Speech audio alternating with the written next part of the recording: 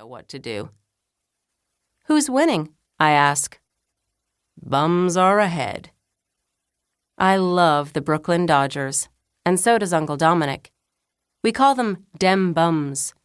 Most people around here like the New York Yankees or the Giants, but not us. Uncle Dominic is staring out the window, like he's really in the ballpark and watching the game from the bleachers.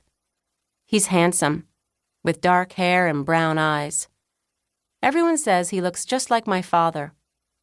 I don't remember my father because he died when I was just a baby, but I've seen photographs, and Uncle Dominic does look like him, except sadder. Got something for you, Uncle Dominic says. All my uncles give me presents. Uncle Nunzio gives me fur muffs, and Uncle Ralphie gives me candy, and Uncle Polly brings me fancy perfumes, and Uncle Sally gives me horseshoes. It's like Christmas all the time.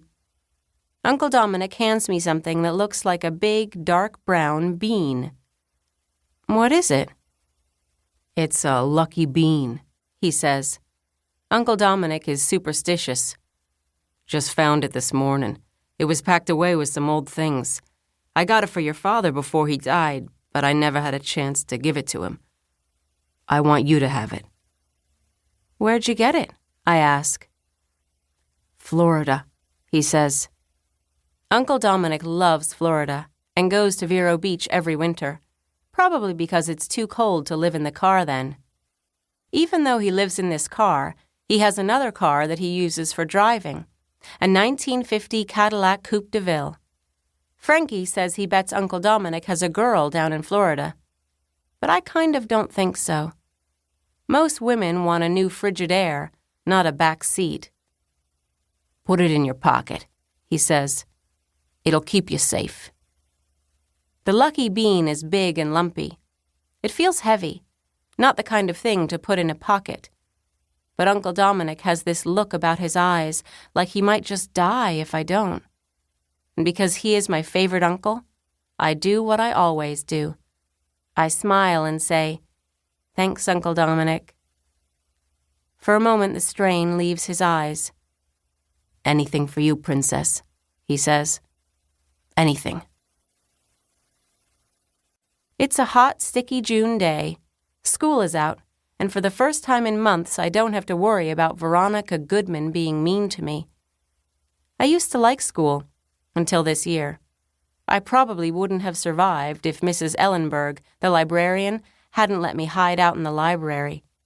Lucky for me, Veronica Goodman doesn't like to read.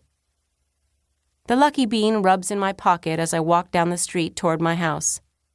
I live with my mother and my other grandparents, Mimi and Pop Pop, and my poodle, Scarlett O'Hara. Even though she's named after a famous lady in a boring movie, Scarlett O'Hara isn't very ladylike. Scarlett has bad breath and likes to chase squirrels, and has taken to tinkling on the good carpet in the parlor lately, not to mention other things she shouldn't be doing. Pop-Pop's sitting in the parlor when I get home. He's listening to the radio and has got it turned up loud enough that the whole neighborhood can hear it. His favorite program is Fibber McGee and Molly, although he'll sleep through just about any program these days. We don't have a television set because Mimi says they're too expensive, which means they'll probably buy one right after I graduate high school and move out. I'm back, I announce.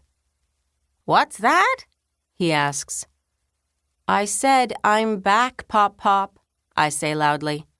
What? He asks. What? Pop Pop's a little deaf. Mimi says he's been deaf ever since 1918, when he came home from Europe with shrapnel in his leg. She says he left the best part of him somewhere in France, along with his ability to listen to anyone. There's a bad smell in the room. Pop Pop, what's that smell?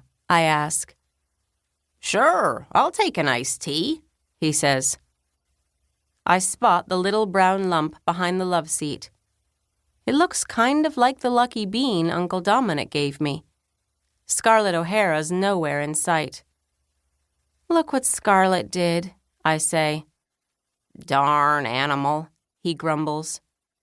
Pop Pop can hear okay when he wants. To keep listening to this audiobook, I've left you a link in the description so you can do it, at no cost thanks to Audible's 30-day free trial.